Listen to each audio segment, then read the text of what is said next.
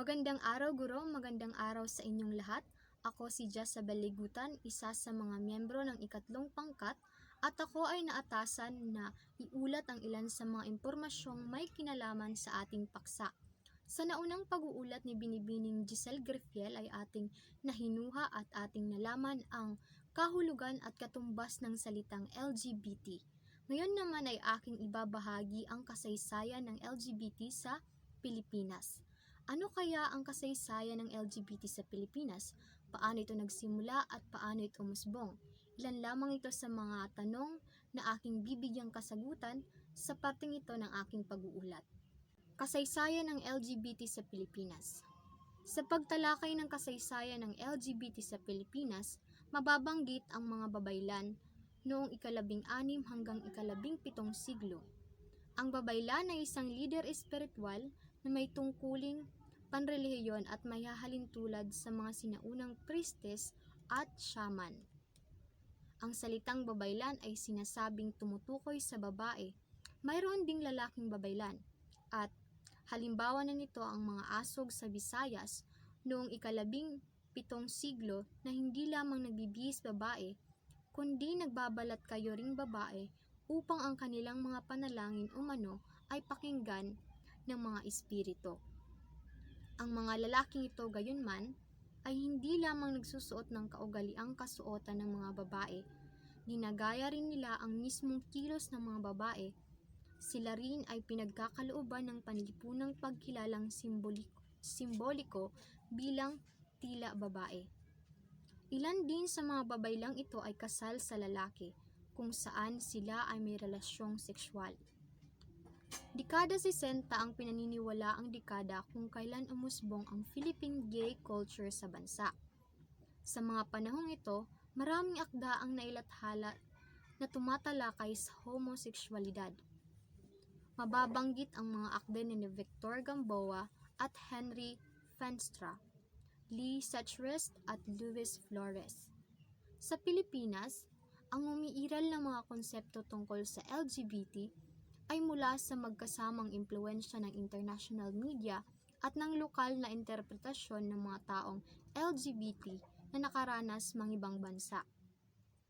Sa mga huling bahagi ng dekada 80 at unang bahagi ng dekada 90, maraming pagsulong ang inilunsad na naging daan sa pag-usbong ng kamalayan ng Pilipinong LGBT. Maibibigay na halimbawa nito ang paglabas ng Ladlad. Ang Ladlad ay isang antolohiya ng panulat ng mga Pilipinong miyembro ng gay community na inedit ni Danton Remuto at G. Neil Garcia noong 1993. Maidaragdag din ang sinulat ni Margarita Go Cinco Holmes na A Different Love Being Gay in the Philippines noong 1994. Isang malaking yugto para sa lesbian activism sa Pilipinas ang naganap ng sumali ang di kilalang samahan na Lesbian Collective sa marcha ng International Women's Day noong March 1992. Ito ang kauna-unahang demonstrasyon na nilahukan ng isang organisadong sektor ng LGBT sa Pilipinas. Ang dekada 90 ang pinaniniwala ang simula ng LGBT movement sa Pilipinas. Itinatag ang Pro-Gay Philippines noong 1993, ang Metropolitan Community Church noong 1992 at ang UP Babaylan. Ito ang pinakamatandang organisasyon ng mga mag-aaral na LGBT sa UP. Noong 1992 naman ito itinatag. Ilang kilalang lesbian organization ang sumulpot noong dekada 90, gaya ng CLISC or Cannot Live in a Closet at Lesbian Advocates Philippines.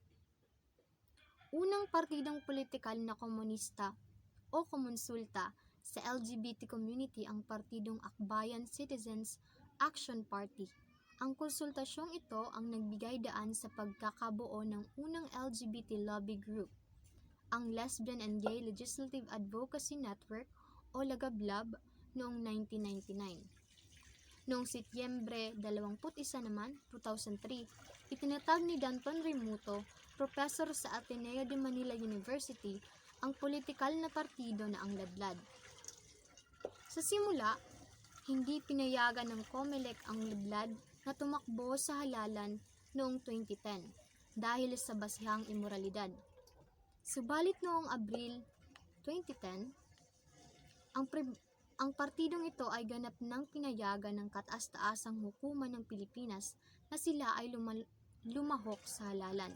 Noong 2004 naman, ginanap sa Maynila ang ika-10 anibersaryo ng LGBT Pride sa Pilipinas bilang bahagi ng Gay Pride March. Ang pagdiriwang na ito ay dinaluhan ng mga individual na kinikilala ang sarili bilang bahagi ng pamayanan ng LGBT. Sa puntong ito ay atin namang talakayin ang isa sa pinakaimportanteng parte ng pag-uulat na ito, ang pag-uulat tungkol sa mga isyu patungkol sa kasarian at lipunan, isip at puso sa pagtanggap sa mga taong kabilang sa LGBT community. Ito ay isa sa mga dahilan kung bakit nananatili pa ring isyu at isang hamon ang pagkakapantay-pantay batay sa kasarian. Sa Pilipinas, kahit malayo na ang narating ng kababaihan sa larangan ng politika, negosyo, media, akademya at iba pang larangan, nananatiling biktima pa rin sila ng diskriminasyon at karahasan. Ngunit hindi lamang sila ang nahaharap sa diskriminasyon at karahasan. Maging ang mga lalaki din ay biktima nito. Panghuli ang tinatawag ni Hillary Clinton na invisible minority. Sila ay ang mga LGBT. Ang kanilang mga kwento ay tinago, inilihim at marami sa kanila ang nananahimik dahil sa takot. Marami sa kanila ang nahaharap sa malalaking hamon ng pagtanggap at pagkakapantay-pantay sa pamilya, paaralan, negosyo, lipunan at maging sa kasaysayan. Isa sa pangunahing issue na may kinalaman sa kasarian ay ang diskriminasyon.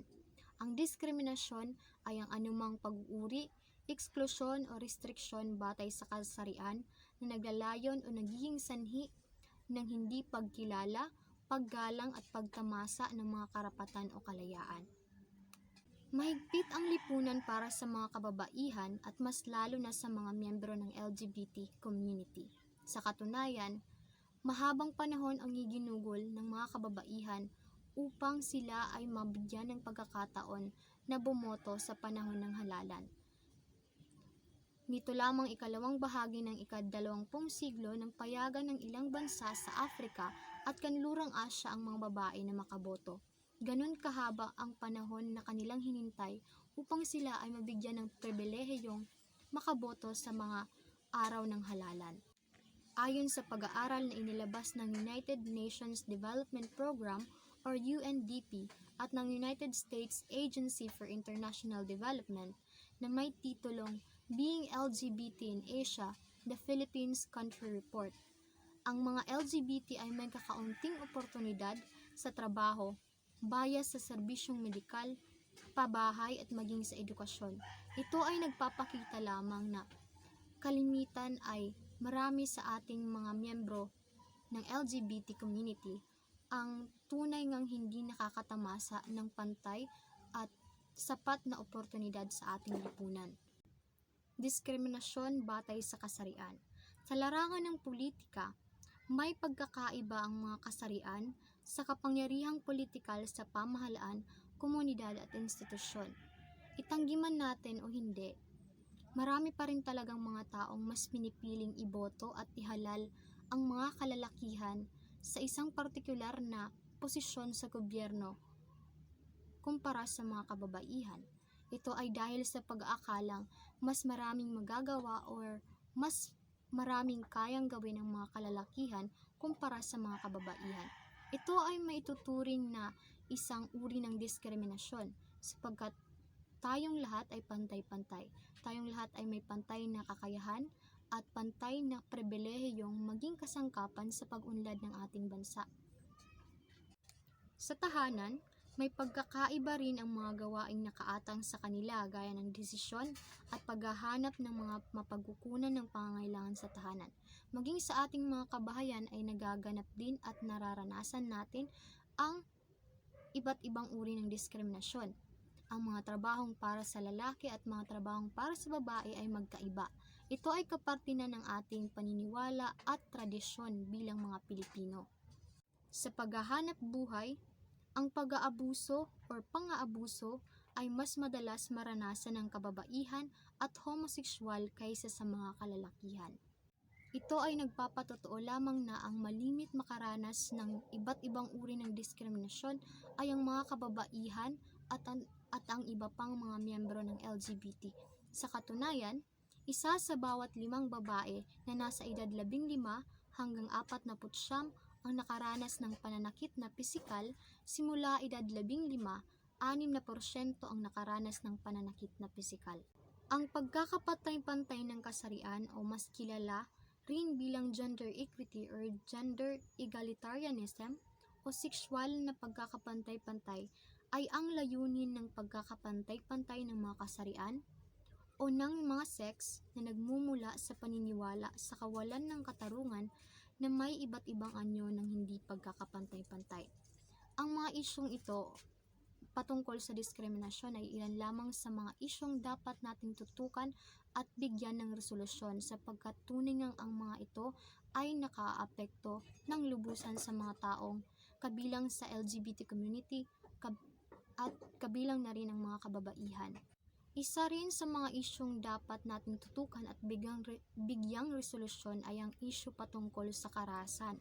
Karahasang nangyayari dahil sa hindi pantay na relasyong kapangyarihan at batayang inaasahan base sa kasarian, mga gawaing nagdudulot ng pisikal, mental o sexual na sakit, kasama ang pagbabanta, pamimilit at pagsikil sa kalayaan. Ito ay paglabag sa karapatang pantao at isang uri ng diskriminasyon. Ayon sa ulat ng Transgender Europe noong 2012, may 1,083 LGBT ang biktima ng pagpatay mula 2008 hanggang 2012. Noong 2011 naman, ang United Nations Human Rights Council ay nagkaroon ulat tungkol sa mga ebidensya at kaso ng mga diskriminasyon at karahasan laban sa mga LGBT. Ang bansang Uganda ay nagpasa ng batas na Anti-Homosexuality Act of 2014 at nagsasaad ito na ang mga same-sex relations at marriages ay maaaring parusahan ng panghabang buhay na pagkabilanggo. Sa kabila nito, ang Gabriela o mas kilala sa tawag na General Assembly Binding Women for Reforms, Integrity, Equality, Leadership, and Action ay isa lamang sa mga ahensya ng gobyerno na nangangalaga sa mga karapatan at kapakanan ng mga kababaihan at iba pang mga LGBT members. Ang Gabriela ay isang samahan sa Pilipinas na laban sa iba't ibang forma ng karahasang nararanasan ng kababaihan na tinagurian nilang 7 deadly sins against women. Ang mga ito ay ang una, pambubugbog o pananakit, pangalawa, panggagahasa, pangatlo ay ang incest at iba pang sexual na pang-aabuso, pang-apat ay ang sexual harassment, panglima ay ang sexual discrimination at exploitation, pang-anim naman ay ang limitadong access sa reproductive health at ang panghuli ay ang sex trafficking at prostitusyon. Ilan lamang iyon sa mga isyong dapat nating tutukan sapagkat ito ay lumalabag sa ating karapatan bilang tao. Salamat sa pakikinig, naway mayroon kayong natutunang mga kaalaman mula sa aking pag-uulat. At ngayon naman ay pakinggan natin si Binibining Jewel Heria para sa mga bagong kaalaman na kanyang ibabahagi.